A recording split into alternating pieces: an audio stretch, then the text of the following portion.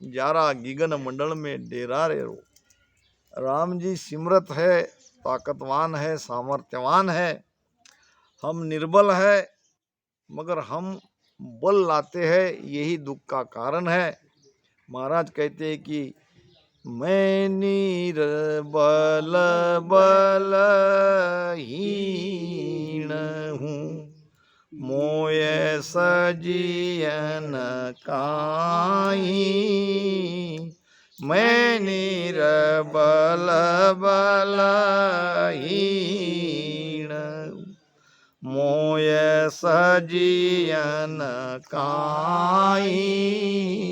शरणागत सुख राम के, हर मिलो मन माई। शरणागत सुख राम के, हर मिलो मन माई। छोटा रहो, छोटा बनो। ये छोटा बच्चा है, निर्बल है, कुछ नहीं कर सकता। तो छोटे से छोटे बन के रहो। संसार में रहना है तो बड़े बन के मत रहो। सबसु निरसा होए राम गुण गाइए, जू तेरा रीजे श्याम परम पद पाइए।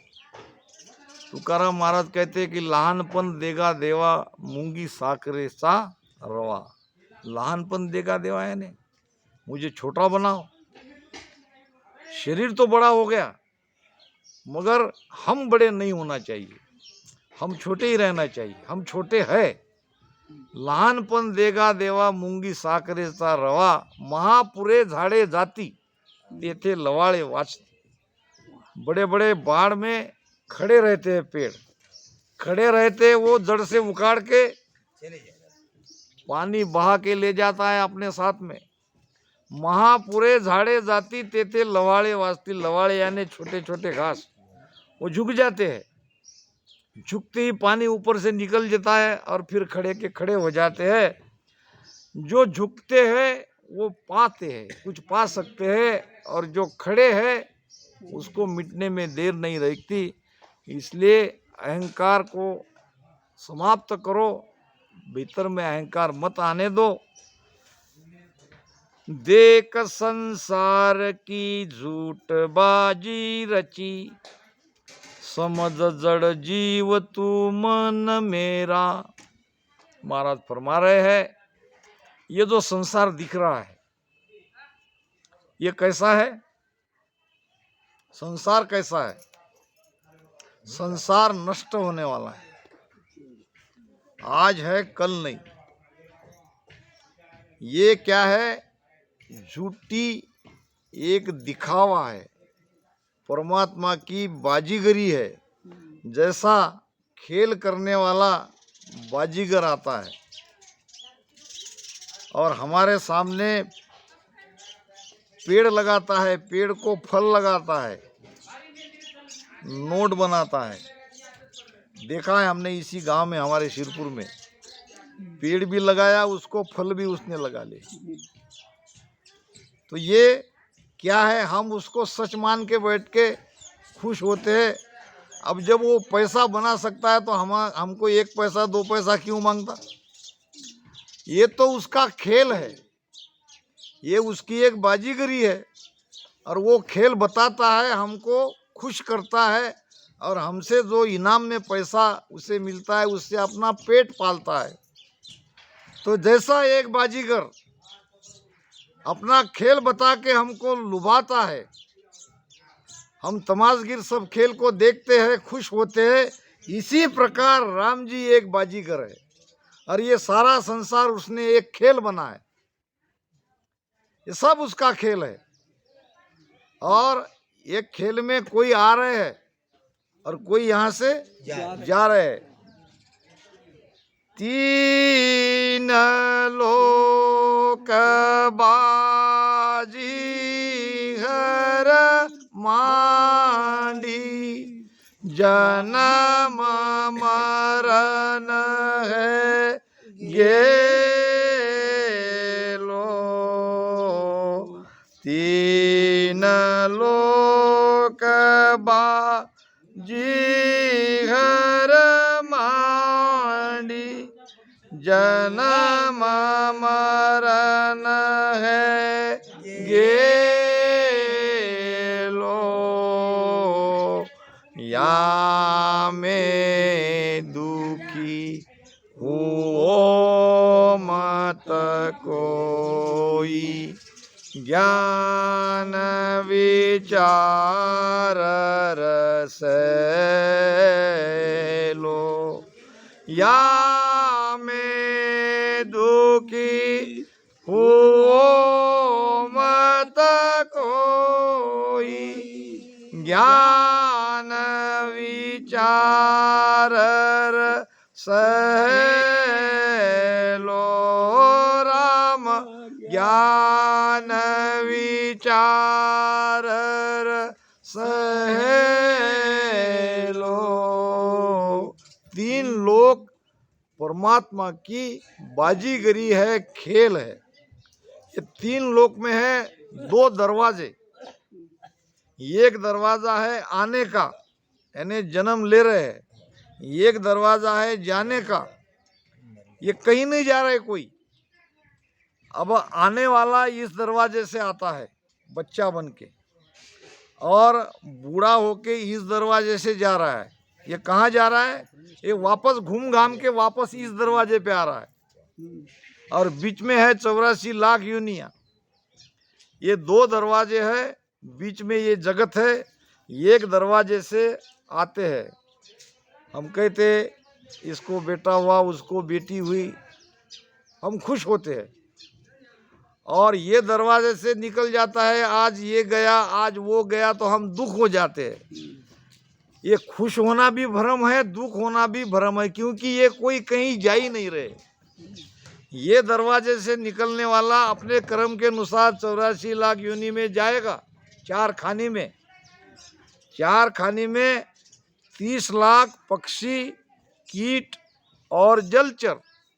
ये 30 लाख में इतने सारे शरीर आ जाते हैं। और फिर 20 लाख है पेड़ पौधे। कितने हुए? 50। 30 लाख है जरायु जरखानी के 80, यानी इसमें सब आ गए। गधा, घोड़ा, बैल, मनुष्य, ये सब 30 लाख में आ गए।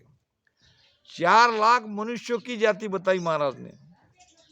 अब 4 लाख मनुष्य में सब आ गए, मनुष्य, देव, गंधर्व और भूत, पिशाच, ये सब आ गए।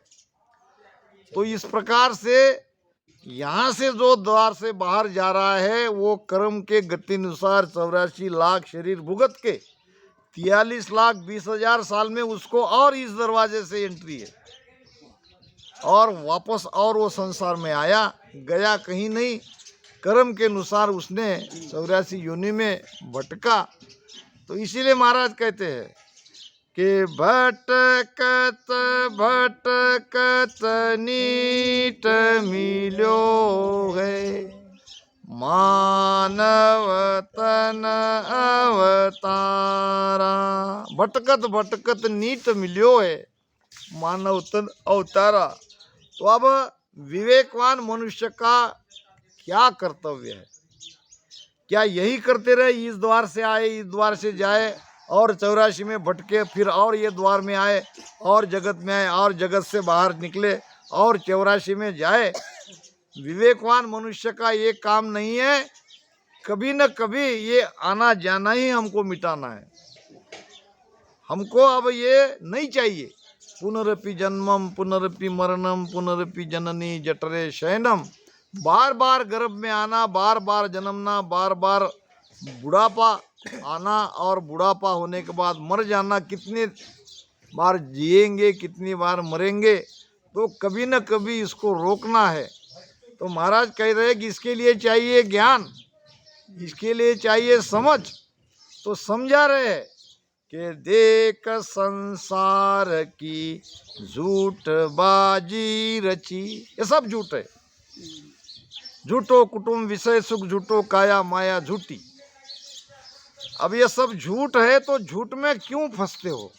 झूठ से निकलो, यानी सब छोड़ दो, ऐसा भी नहीं है।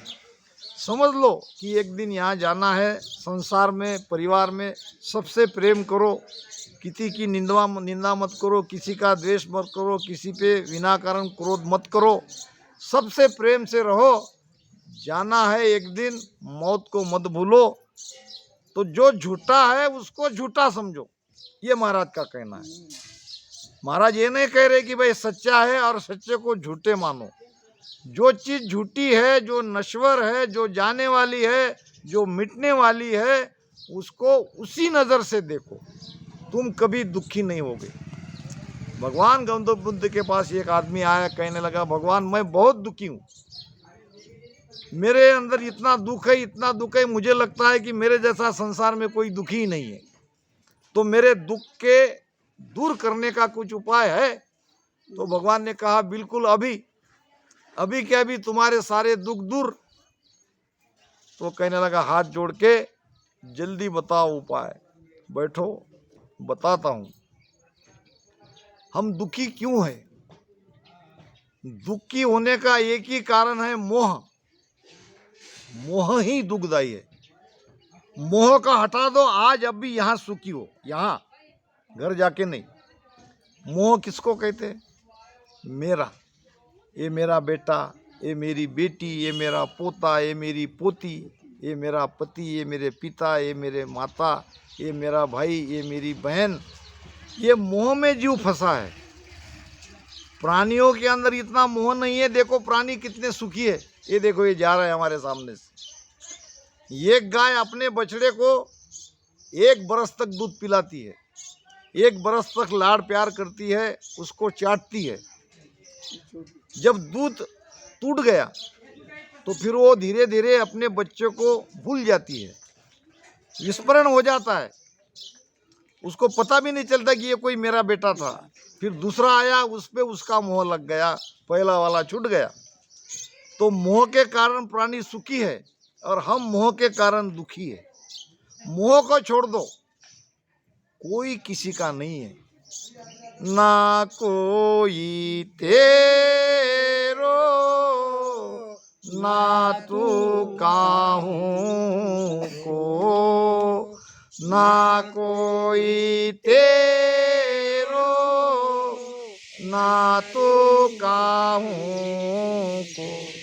झूठे चित नहीं दीजे बे, झूठे चित नहीं दीजे बे, के सुख राम समझ मन मेरा, के सुख राम समझ मन मेरा।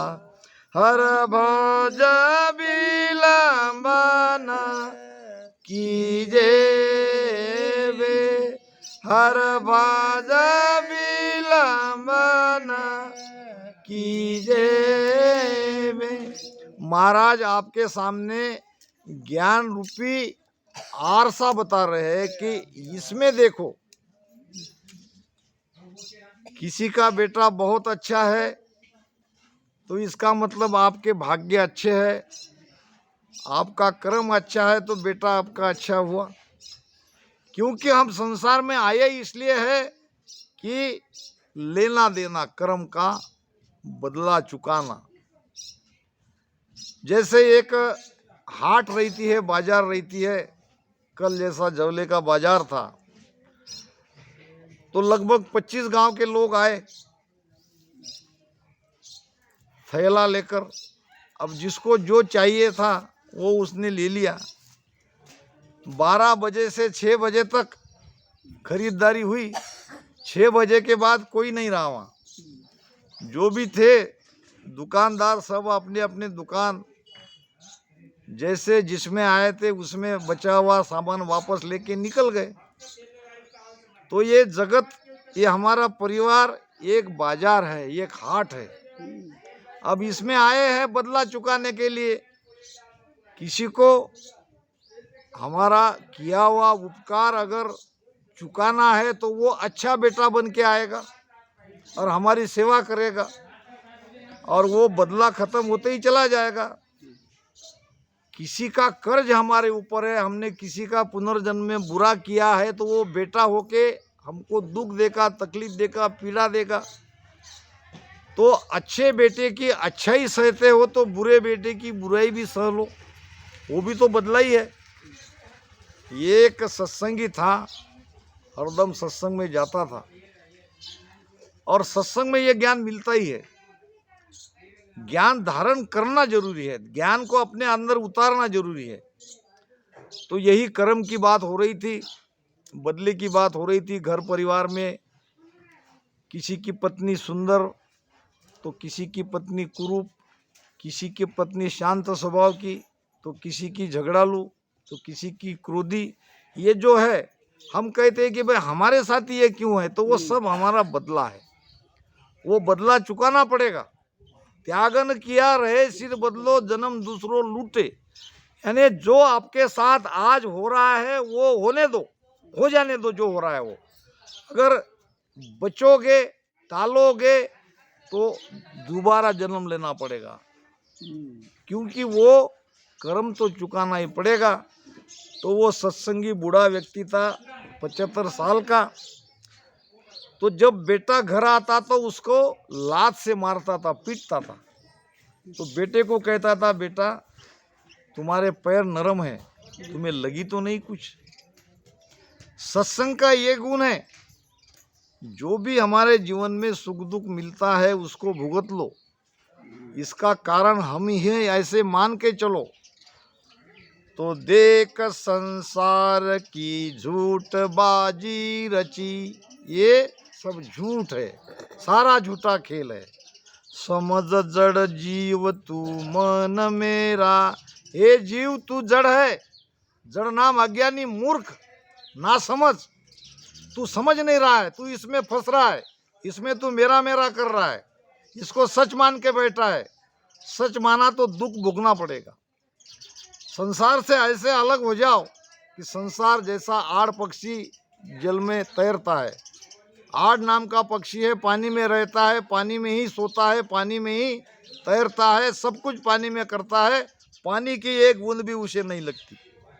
तो संसार में रहो, सबका बदला चुकाओ। जिस किसी को आपने गाली दी है, जिस किसी को पीटा है, तो वो तुमको गाली देगा, पीटेगा, वो मार खाओ, उसकी गाली खाओ। परिवार में ऐसा कोई कर रहा है तो होने दो, क्योंकि ये सब तुम्हारा ही किया हुआ है। अगर रोक दिए तो आप भजन भी कर रहे हो तो आपको दूसरा जन्म जितना कर्म बाकी है वो चुकाने के लिए मनुष्य शरीर लेना पड़ेगा, और उसमें और वो खेल होगा। तो ये सब झूठा है, खेल है। हे जड़ जीव, हे अज्ञानी जीव, तू समझ, तू इस खेल को समझ और इस खेल से तू निकल जा, अपने आप को अलग कर ले, तू राम जी के सुमिरन में लग जा। साच को ऊत पे झूठ को थोप दे, धीरग धीरग नर जन्म तेरा। ये झूठे संसार में तू सत्य की पहचान नहीं कर रहा है, तू सत्य के साथ नहीं लगा है, तू भी झूठे के साथ लगा है, तू भी संसार के जैसा संसारी बना है। तू राम स्नेह बन के भी अभी तक तुझे ये ज्ञान नहीं हुआ। तो ये झूठे को छोड़ दे, मन से निकाल दे। छोड़ने का मतलब क्या है? मन में नहीं रखना। शरीर से तो संसार में रहना है, घर में ही रहना है, परिवार में रहना है, सबके साथ प्रेम से रहना है, खाना पीना है, जो कुछ भी है सारे कार्य करना है। अंदर से ये नहीं लगना चाहिए कि ये मेरा है।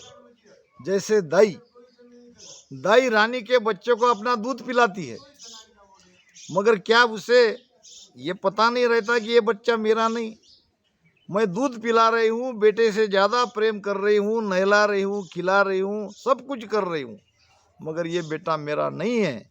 ऐसे ही संसार में रहो तो सत्य को जानो, सत्य के साथ रहो और झूठ को त्यागो।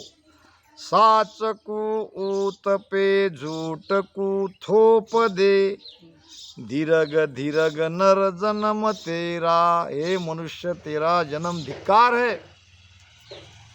तू सत्य को पहचान नहीं रहा है, सत्य के साथ नहीं लग रहा है। सत्य क्या है? सत्य किसे कहते हैं?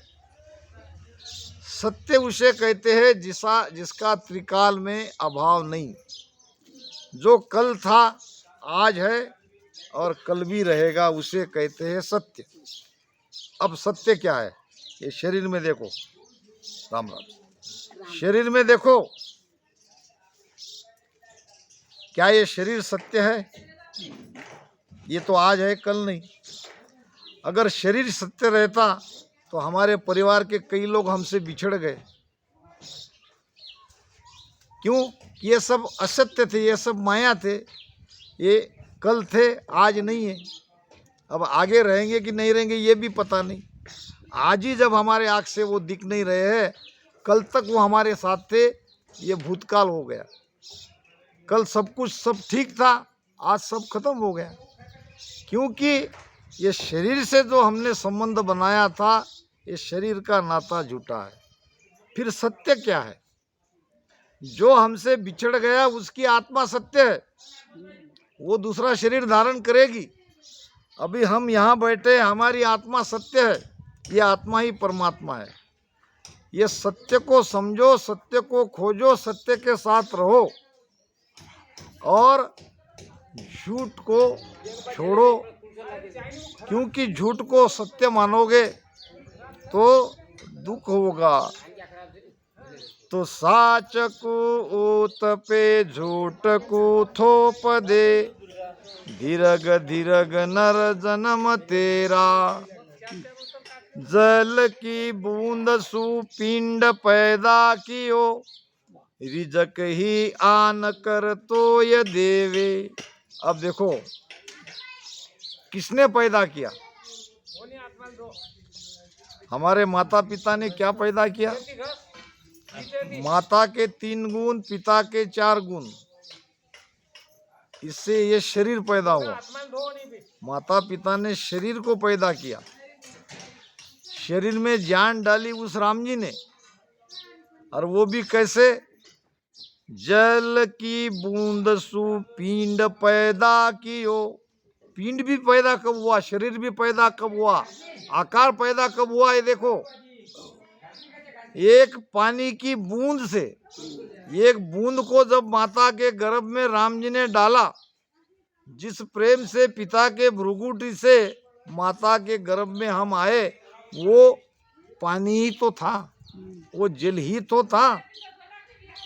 पिता शीस था भास हमारा, संकनाल होय आया।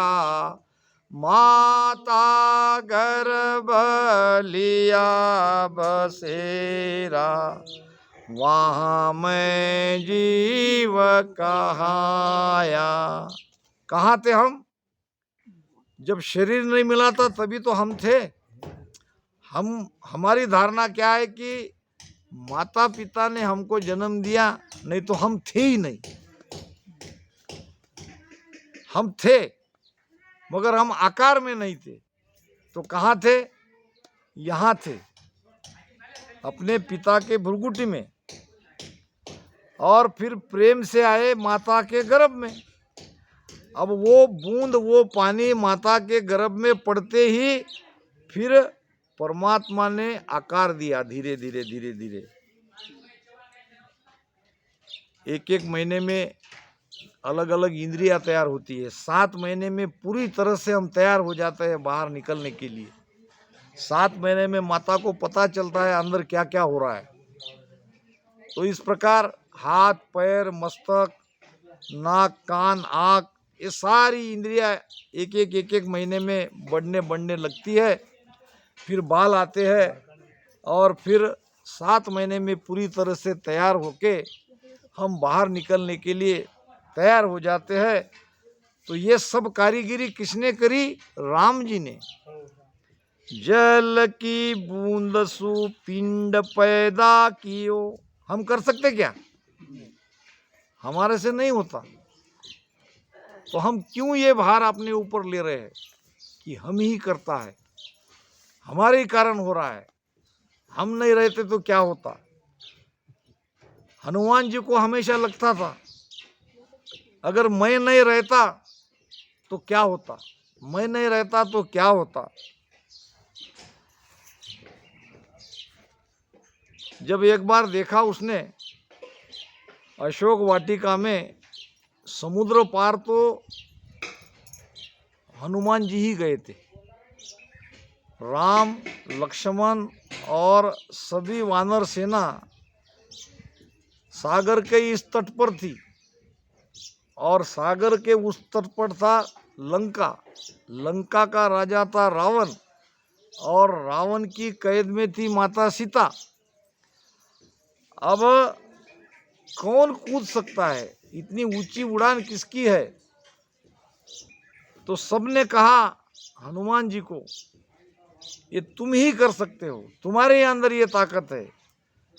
जब जाम्बुवंत ने कहा कि ये काम हनुमान जी के सिवा कोई कर ही नहीं सकता, और हनुमान जी ने कोशिश करी, ऊंची उड़ान ली और ये लंका पे आके पहुंच गया।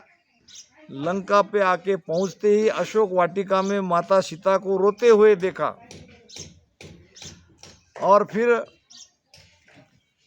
राम ने दी हुई अंगूठी सीता के गोद में डाल दिया। सीता ने राम की अंगूठी देख के पहचान लिया कि मेरे राम को पता चल गया मेरा, और उसने आशा से देखा तो ऊपर एक बंदर बैठा था। तो माता सीता ने कहा अब तुम शांत रखो, मैं सब सारी व्यवस्था करती हूँ, किसी के पहचान में मत आओ, नहीं तो ये सब राक्षस है, तुम्हें मार डालेंगे। तो सीता माता की सेवा में एक राक्षसीन थी जिसका नाम था त्रिजाटा। अब त्रिजाटा माता सीता को कह रही थी कि रात में मैंने सपना देखा, और ऊपर हनुमान जी सुन रहे थे पेड़ पे बैठ के। क्या सपना देखा? तो एक बंदर आया है। अब त्रिजाटा को मालूम नहीं था कौन सा बंदर आया है। बंदर का नाम सुनते ही हनुमान जी सुनने लगे, मैंने रात में एक सपना देखा, एक बंदर लंका में आया और उसने अपने पूंछ में आग लगा के सारी लंका को जला दिया। अब ये सीता माता को त्रिजाटा कह रही थी और ऊपर बैठा हनुमान सुन रहा था। हनुमान को लगा कि मेरा आना तो ये ठीक है, मगर मुझे तो भगवान राम ने कहा नहीं कि पूंछ में कपड़ा लपेट के ऊपर घी डाल के उसको जला लो और लंका में आग लगा दो, मगर ये कैसे कह रही है? तो थोड़ा सोचने लगा कि जरूर कोई बात है। मैं तो आज तक ये समझता था कि मैं ही सब कर रहा हूँ, मैंने ही लंका तक उड़ान भरी और मैंने ही माता सीता का खोज किया और मैं ही सब करने वाला हूँ, मगर यहाँ तो बात और हो रही है। फिर जब रावण के दरबार में गया और पूंछ का ऊंचा आसन करके रावण के सामने बैठ गया, तो रावण को उसका ये बर्ताव ठीक नहीं लगा, आदेश दे दिया इस बंदर को मार डालो। तो विभीषण हाथ जोड़ के कहने लगा, भैया बंदर को मारना पाप है, इसको मारो मत। तो फिर क्या करे? तो रावण ने कहा कि इसकी पूंछ में कपड़ा बांधो और ऊपर से घी डालो और आग लगा दो, ये ऐसी तड़प तड़प के मर जाएगा। तब रावण को पता चला कि कोई करने वाला अलग बैठा है, कोई सोचने वाला अलग बैठा है, और रात में जो सपना देखा त्रिजाटा ने, वो सपना भी सच है और वो खेल करने वाला कोई अलग बैठा है। तो जैसे ही आग लगी पूंछ में, वैसे ही सपने की तो सारी बातें हनुमान जी को याद थी। अब वो सारे घर घर पे कूदने लगा और सारे लंका को उसने जला दिया। कहने का मतलब कि सब करने वाला कोई अलग बैठा है और हमको बिल्कुल अपने ऊपर कोई भार लेना नहीं है, सहज स्वभाव से रहना है। अब श्वासा हमारी बच्ची कितनी है, देखा जाए तो श्वासा हमारी गिनी चुनी बच्ची है, इतने रात में सोने में व्यर्थ चले जाते हैं। अब उतने में ज़्यादा से ज़्यादा भजन सुमिरन करो। ये जो रामदारा यहाँ पे हमारा ध्यान करने के लिए बना है, तो मैं चाहता हूँ कि ये अखंड यहाँ ध्यान होता रहे, एक एक घंटा 2-2 घंटा हर एक राम सिंह आके यहाँ बैठे। तो महाराज कह रहे हैं, जल की बूंद सु पिंड पैदा कियो, रिजक ही आन कर तोय देवे। अब क्या रिजक नाम आहार भोजन, हम अपने ऊपर ये कमाने की जिम्मेदारी लेते हैं। हमको लगता है कि हम कमाते हैं तब खाते हैं। आप कमाओ मत, क्या राम जी आपको भूखा रखेंगे? अजगर करे न चाकरी, अजगर ने चाकरी किया। पंछी करे न काम, पक्षी कभी काम पे गए किसी कि भाई आज भूखा रहना पड़ेगा, नहीं तो काम नहीं करेंगे तो। अजगर करे न चाकरी, पंछी करे न काम, दास मलुका कहे गए सबके दाता। सबको खिलाने वाला दाता कोई और है, हम अपने ऊपर भार ले रहे हैं। तो महाराज कहते हैं कि रिजक ही आन कर तोय देवे। वो अजगर पड़ा रहता है ऐसा मुख करके, और अपने आप शिकार उसके मुख में आता है। जब अजगर को ज्यादा पीड़ा होती है भूख की, जब भूख बहुत लगती है, तब राम जी कृपा करते हैं और कोई न कोई शिकार, कोई न कोई प्राणी उसके मुख में आके चला जाता है और उसको खा लेता है।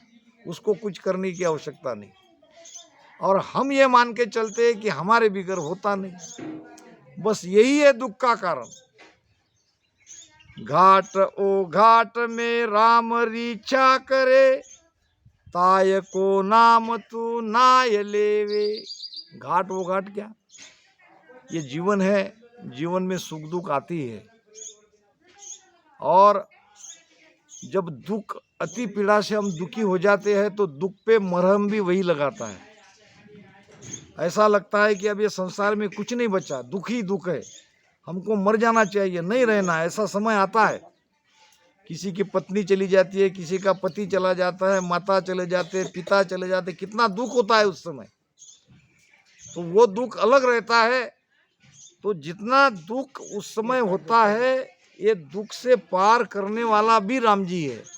धीरे धीरे धीरे धीरे सब शांत हो जाता है, दूसरा कोई सुख हमारे जीवन में आ जाता है, और पहले वाला दुख थोड़ा हल्का हल्का होता है, जाता तो नहीं है, क्योंकि मोह है। मोह के कारण ये दुख मरते दम तक नहीं जाता है। अगर निर्मोही है तो अभी चला जाएगा, मगर निर्मोही होना बड़ा कठिन है। निर्मोही है नागिन। संसार में निर्मोही कौन है? नागिन है, उसको मोह नहीं है, बाकी सबको मोह है। महाराज ने प्रमाण बताया है, नागिन करती क्या है? अपने बच्चे को खा जाए, ऐसा गोल राउंड करके ऐसे खड़ी रहती है, और सब बच्चे एक एक को खाती है। अब जो उसमें से बाहर कूद गया वो बच गया, बाकी सबको वो खा लेती है, क्योंकि उसको मोह नहीं है। मोह नहीं है, ये मेरे है, ये भाव नागिन में नहीं है।